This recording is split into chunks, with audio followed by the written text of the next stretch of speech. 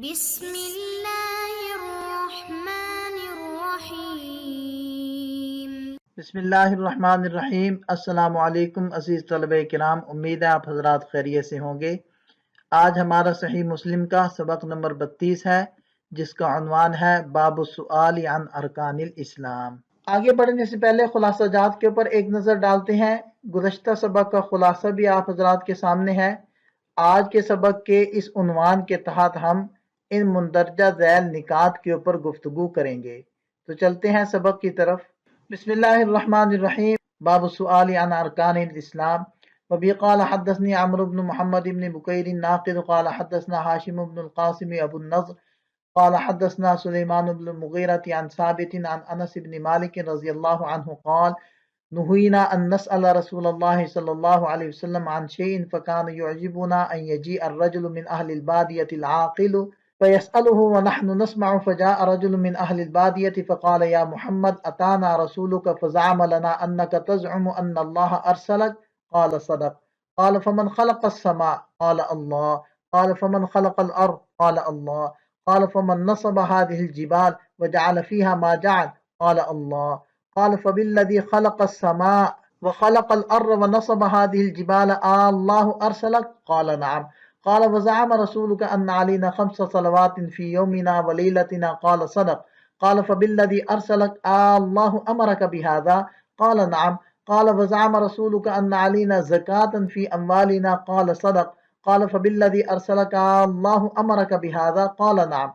قال وزعم رسولك أن علينا صوم شهر رمضان في سنتنا؟ قال صدق. قال فبالذي أرسلك الله أمرك بهذا؟ قال نعم.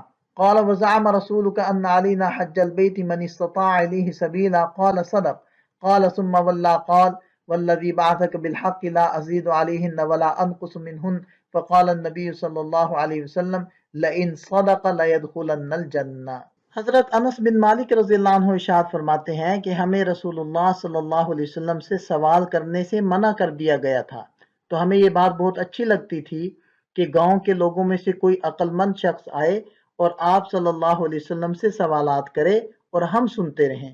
لہذا ایک شخص دیہات کا رہنے والا آیا اور کہا کہ اے محمد صلی اللہ علیہ وسلم، ہمارے پاس آپ کا قاصد آیا ہے اور اس نے ہمیں یقین دلایا کہ آپ کو اللہ تعالیٰ نے رسول بنا کر بھیجا ہے۔ آپ نے ارشاد فرمایا کہ اس نے سچ کہا۔ اس نے کہا کہ آپ یہ بتائیے کہ آسمان کو کس نے پیدا کیا؟ آپ صلی اللہ علیہ وسلم نے ارشاد فرمایا اللہ تعالیٰ نے۔ اس نے کہا کہ زمین کو کس نے پیدا کیا؟ آپ صلی اللہ علیہ وسلم نے فرمایا اللہ تعالیٰ نے۔ اس نے کہا کہ ان پہاڑوں کو کس نے کھڑا کیا اور ان میں رکھی وہ چیزیں جو ان میں ہیں؟ تو آپ صلی اللہ علیہ وسلم نے فرمایا کہ اللہ تعالیٰ نے۔ اس نے کہا تو اس ذات کی قسم جس نے آسمان و زمین کو پیدا کیا اور پہاڑوں کو کھڑا کیا، کیا آپ کو واقعتاً اللہ تعالیٰ نے رسول بنا کر بھیجا ہے؟ آپ صلی اللہ علیہ وسلم نے ارشاد فرمایا ہاں۔ اس نے کہا کہ آپ کے قاصد نے بتلایا کہ ہم پر دن رات میں 5 نمازیں فرض ہیں۔ آپ صلی اللہ علیہ وسلم نے فرمایا کہ اس نے سچ کہا۔ اس نے کہا کہ اس ذات کی قسم جس نے آپ کو رسول بنا کر بھیجا، کہ اللہ تعالیٰ نے آپ کو ان نمازوں کا حکم فرمایا ہے؟ تو آپ علیہ السلام نے ارشاد فرمایا ہاں۔ اس نے کہا کہ آپ کے قاصد نے بتایا کہ ہمارے اوپر ہمارے اموال میں زکوٰۃ فرض ہے۔ آپ علیہ السلام نے فرمایا کہ اس نے سچ کہا۔ وہ بولا کہ اس ذات کی قسم جس نے آپ کو بھیجا ہے، کیا اس نے یعنی اللہ نے آپ کو زکوٰۃ کا حکم دیا ہے؟ تو آپ علیہ السلام نے فرمایا ہاں۔ وہ کہنے لگا کہ آپ کے قاصد نے یہ بھی بتلایا کہ ہمارے اوپر سال میں ماہ رمضان کے روزے فرض ہیں۔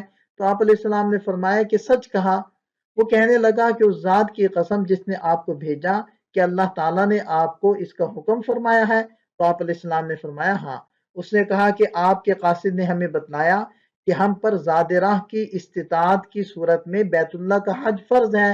تو آپ علیہ السلام نے ارشاد فرمایا کہ سچ کہا۔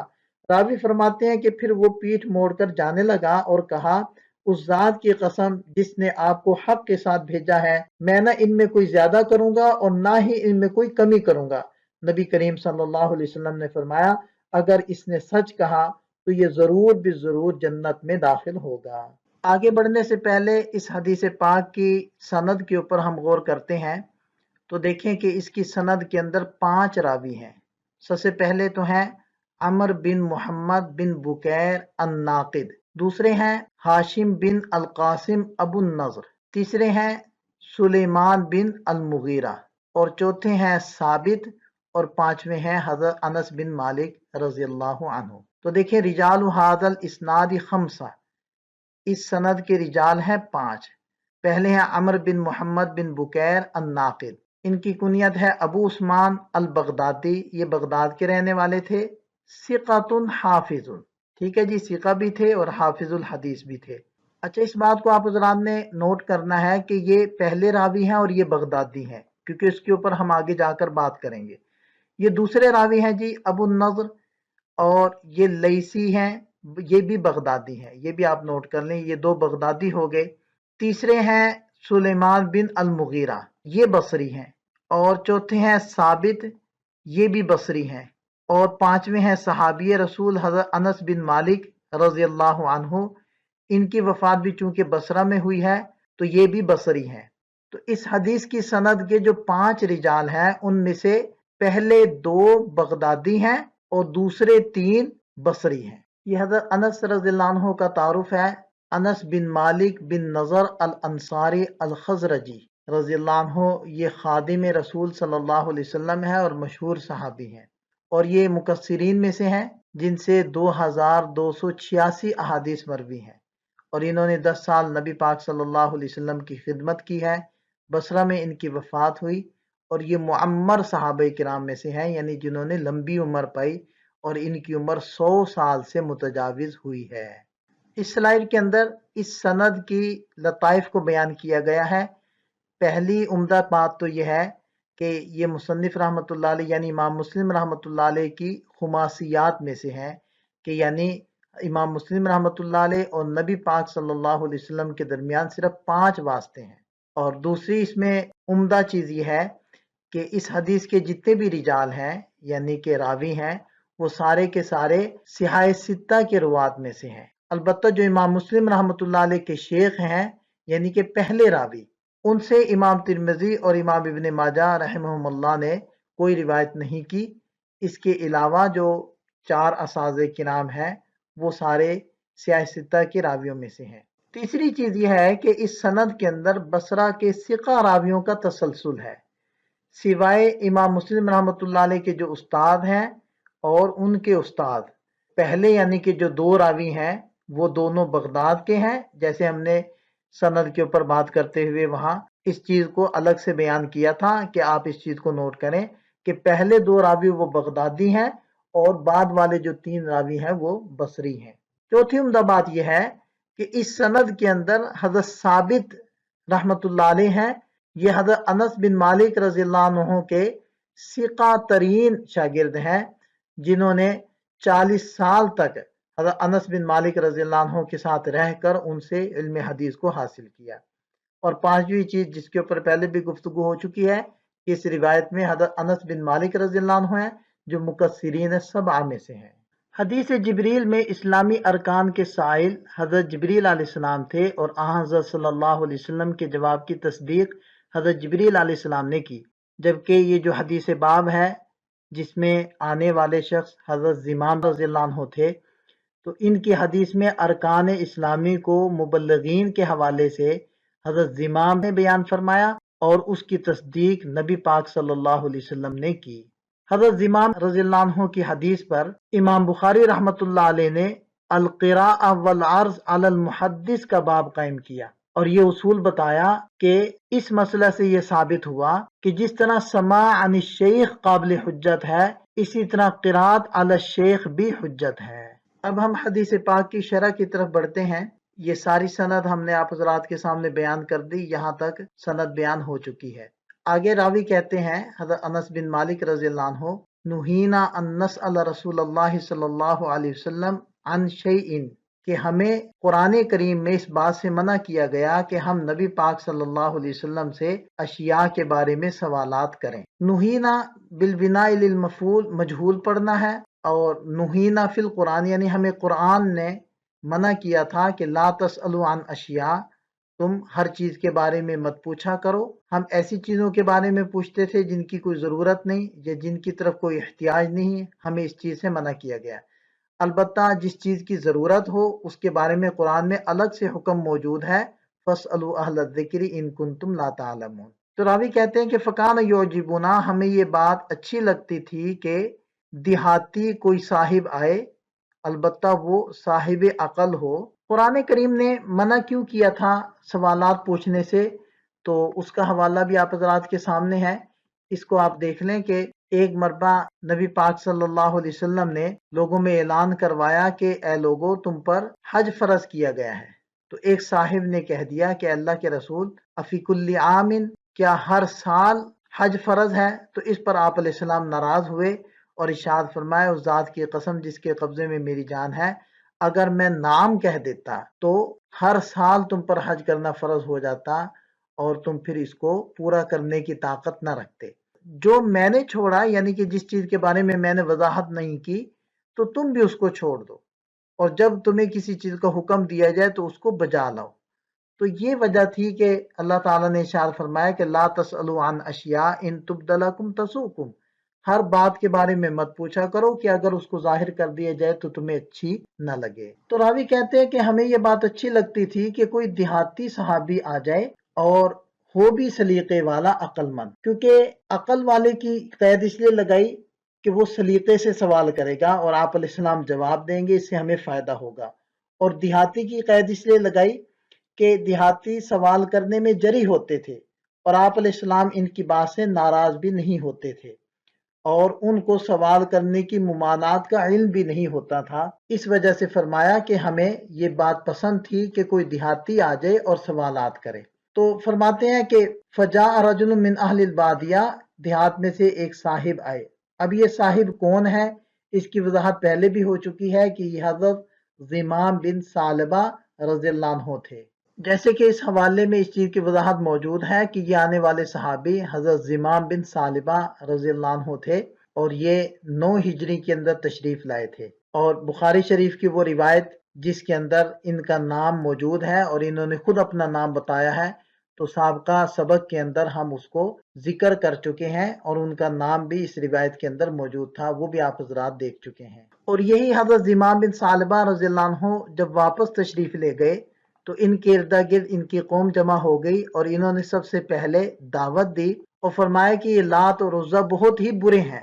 تو قوم کہنے لگی کہ اے زمام ٹھہر جاؤ، ایسے مت کہو، ایسا نہ ہو کہ تمہیں برس ہو جائے، ایسا نہ ہو کہ تم جزام کے اندر مبتلا ہو جاؤ اور تمہیں جنون نہ لاحق ہو جائے، تم بتوں کی بے حرمتی کر رہے ہو۔ تو وہ فرمانے لگے ویلکم، تمہارا ناس ہو، یہ بت نہ تو نقصان پہنچا سکتے ہیں نہ نفع پہنچا سکتے ہیں۔ اللہ تعالیٰ نے ایک رسول بھیجا ہے اور اس رسول پر ایک کتاب نازل کی ہے اور اس کے ذریعے سے تمہیں جہالت سے نکالا ہے۔ میں اس بات کی گواہی دیتا ہوں کہ اللہ کے علاوہ کوئی عبادت کے لائق نہیں، وہ اکیلا ہے، اس کا کوئی شریک نہیں، اور حضرت محمد صلی اللہ علیہ وسلم اللہ کے بندے ہیں اور اس کے رسول ہیں، اور میں ان کی طرف سے تمہارے پاس اوامر اور نواہی لے کر آیا ہوں۔ راوی کہتے ہیں کہ شام تک ان کی قوم میں جتنے مرد اور جتنی عورتیں تھیں سب کے سب مسلمان ہو گئے۔ تو ان صحابی نے تشریف لاتے ہی یوں سوال کیا، یا محمد صلی اللہ علیہ وسلم۔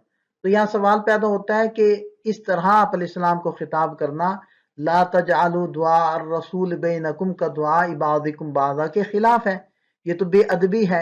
اللہ تعالیٰ نے تو قرآن میں اس طرح خطاب کرنے سے منع فرمایا۔ تو اس کا شراح حدیث جواب دیتے ہیں کہ اس وقت تک یہ حکم نازل ہی نہیں ہوا ہوگا، یا پھر حضرت زمام بن ثعلبہ رضی اللہ عنہ کو اس حکم کے بارے میں معلوم نہیں ہوگا۔ تو بہرحال انہوں نے خطاب کر کے یہ سوالات پوچھنے شروع کیے۔ باقی یہ ساری بات ترجمے سے واضح ہے اور حدیث پاک کا یہ حصہ بھی ترجمے سے واضح ہے۔ اب اس حدیث باب سے متعلق چند مسائل ذکر کرتے ہیں۔ پہلا مسئلہ یہ ہے کہ یہ حدیث متفق علیہ ہے، یعنی بخاری اور مسلم دونوں میں موجود ہے۔ دوسرا مسئلہ اس کی تخریج کے بارے میں کہ اور کن کن کتابوں کے اندر یہ حدیث موجود ہے۔ تو امام مسلم رحمۃ اللہ علیہ نے اس کو کتاب الایمان کے اندر ذکر کیا ہے، اور عمرو الناقد اور وہ روایت کرتے ہیں ہاشم بن القاسم سے، اور اسی طرح عبداللہ بن ہاشم اور وہ روایت کرتے ہیں بحث سے، یہ روایت آگے آ رہی ہے۔